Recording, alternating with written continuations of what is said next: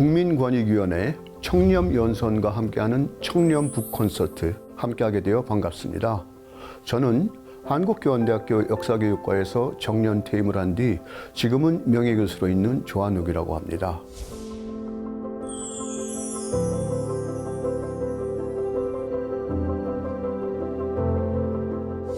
평소에도 청렴이라는 덕목에 대해 소개하고 싶은 책과 나누고 싶은 이야기가 있었는데 이렇게 기회가 주어서 감사하게 생각합니다.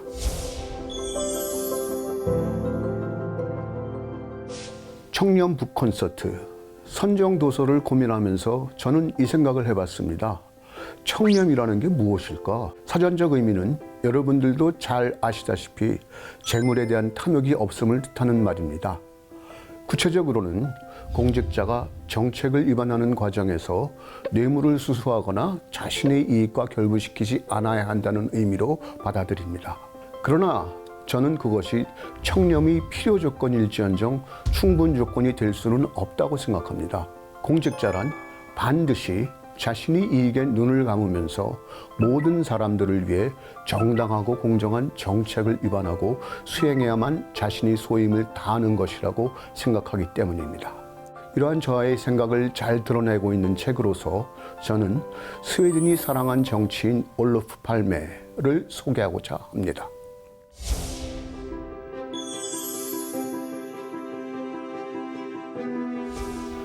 방송이나 보도를 통해 널리 알려져 있듯 스웨덴에서는 국회의원들이 보수도 높지 않은데 보좌관도 없이 대중교통이나 자전거를 이용하면서 출퇴근을 하고 있습니다.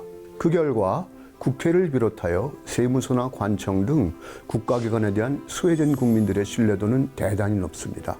이것은 잘 알려져 있지만 그보다 덜 알려진 것은 그러한 공직자의 청렴성이나 국민들의 신뢰가 저절로 만들어지지는 않았다는 사실입니다. 물론 공직자들에게만 청렴이 필요한 것은 아니죠. 우리 모두가 생각해봐야 할 청렴, 그리고 우리가 이제껏 잘 알지 못했던 인물들의 삶을 통해서 알아볼 수는 없을까요? 제가 스웨덴이 사랑한 정치인 올로프 팔메를 소개하고자 하는 이유는 공직자의 청렴에 대한 국민의 신뢰가 형성된 과정을 잘 설명하고 있기 때문입니다. 그 과정을 이해한다면 공정한 사회를 만들려는 우리의 노력에도 크게 도움이 될 것이라고 생각합니다. 사실 올로프 팔메의 업적을 충실하게 이해하기 위해서는 스웨덴의 보편적 복지라는 주춧돌을 깔아놓은 타게 에를란데를 먼저 말하지 않을 수 없습니다. 그는 보통 스웨덴 국민의 아버지라고 불리고 있습니다. 거기에는 이유가 있습니다.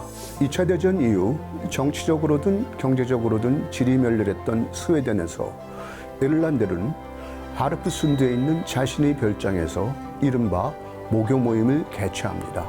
그는 정치적 반대파는 물론 기업과 노조 대표자들을 꾸준하게 만나 협의 민주주의를 완성시킵니다. 대다수 사람들이 합의를 이끌어내고 그것을 바탕으로 에를란데는 23년 동안 총리직을 수행했습니다. 그는 경제를 안정적으로 발전시켜 스웨덴을 유럽에서 소득이 높은 국가로 만드는 데 성공했습니다. 그렇게 오랜 기간을 총리로 공직했음에도 그가 퇴임할 때 살 집조차 변변하게 없었다는 것은 잘 알려진 사실입니다. 결국은 그가 속해 있던 3인당에서 통나무집 하나를 지어줌으로써 그곳에서 그는 여생을 보냈습니다. 올로프 팔메는 에를란데의 보좌관으로 정치에 입문했습니다. 그는 명문가문 출신으로서 당연히 스웨덴 상류층에 속했습니다. 5개 국어에 능통한 그는 폭넓게 책을 읽으면서 사유를 가다듬었습니다. 그리고 교환학생으로 미국 오하이오주의 케니언 대학교에서 보낸 유학생활은 사회의 현실이 눈앞에서 보이는 것과는 다르다는 것을 체감하도록 만들었습니다. 그는 미국의 자본주의가 정치의 통제를 받지 않을 정도로 영향력이 커져 있으며 그로 말미암아 경제적 양극화가 심화되면서 경제적 권력이 등장하는 것을 목격했습니다. 화려해 보이는 미국 경제의 이면에도 빈부격차의 심화에 따른 그늘이 존재한다는 것도 알게 되었습니다. 그것이 그를 정부가 개입하여 경제민주화를 주도해야 한다고 믿는 3인당으로 이끌었습니다. 그 결과 그의 주변에 있던 많은 사람들이 그를 계급의 배신자라고 낙인을 찍기도 했습니다. 그렇지만 그는 굴복하지 않았고 자신의 신념을 지켜나갔습니다. 에를란데르가 국내 정치의 기반을 다져놨다면 팔매의 진가가 드러난 것은 국제정치의 영역이었습니다.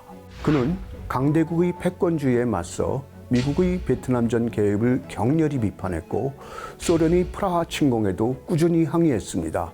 그러면서도 그는 강대국들과의 관계를 유지했습니다. 그것은 스웨덴의 중립국 정책을 통해 가능했습니다. 그에 따르면 중립국이란 자국의 국방을 책임질 수 있지 않으면 의미가 없습니다. 그런 맥락에서 스웨덴에서는 무기산업도 발달했습니다.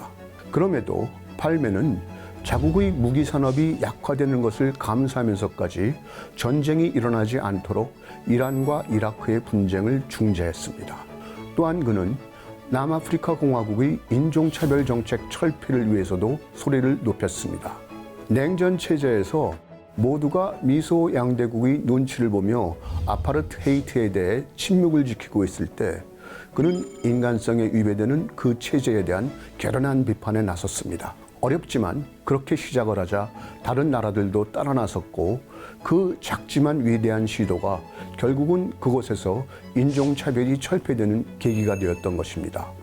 에를란데르가 스웨덴 국내에서 모두가 자유로워질 수 있는 평등한 사회를 만들었다면 팔메는 세계 도처에서 인류가 공평한 정의에 의해 평화롭게 공존할 수 있는 지구가 될 수 있도록 온 힘을 기울였습니다.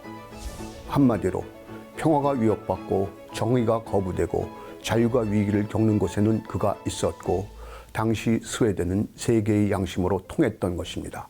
그렇게 그는 강대국들이 틈바구니에서 약소국의 권익을 앞장서서 지켜주었던 것입니다.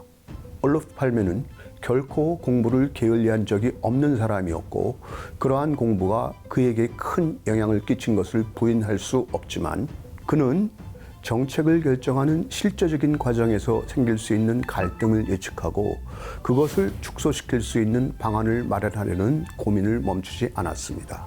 따라서 우리는 올로프 팔메를 보면서 단순한 탁상공론이 아닌 현실 정치 속에서 구체적으로 발생할 수 있는 문제점들에 대한 인식과 그것의 해결을 위한 노력의 일환을 찾아볼 수 있습니다. 이것이 이 책에서 우리가 눈여겨봐야 할 또 다른 장점일 것입니다. 그에게는 언제나 적이 많았습니다. 개인의 이익을 추구하는 사람들에게 양심의 세력은 언제나 걸림돌이었기 때문입니다. 극우주의자들, 미국과 소련으로 대표되는 강대국, 당시 남아프리카 공화국, 경찰과 군부, 군수사업자 등이 그를 불편하게 여겼습니다. 그의 행동의 기저에는 모든 사람은 정치인이라는 생각과 한 사람이 자신의 생각을 전하고 다른 사람이 동조해 함께 움직이면 세상을 바꿀 수 있다는 확고한 신념이 있었습니다. 그것은 같은 신념을 지닌 사람들이 연대해야 한다는 호소와 다르지 않았습니다. 아름다운 날이 우리 앞에 있다고 외치며 연대를 호소했던 팔메의 주장이 결실을 맺은 것은 그의 신념을 이해하고 지지한 스웨덴 국민의 저력이 있었기 때문이라고 말할 수 있습니다.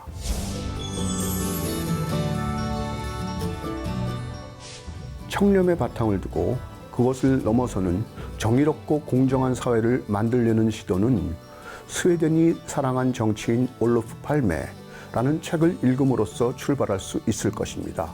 책을 읽고 정확한 지식을 갖는 것이 당면한 문제를 해결하기 위한 가장 짧은 길이라고 믿고 있기 때문입니다. 많은 분들이 그 대열에 동참해 주시기 바랍니다. 그것이 제가 여러분께 스웨덴이 사랑한 정치인 올로프 팔메의 일독을 권하는 이유입니다. 감사합니다.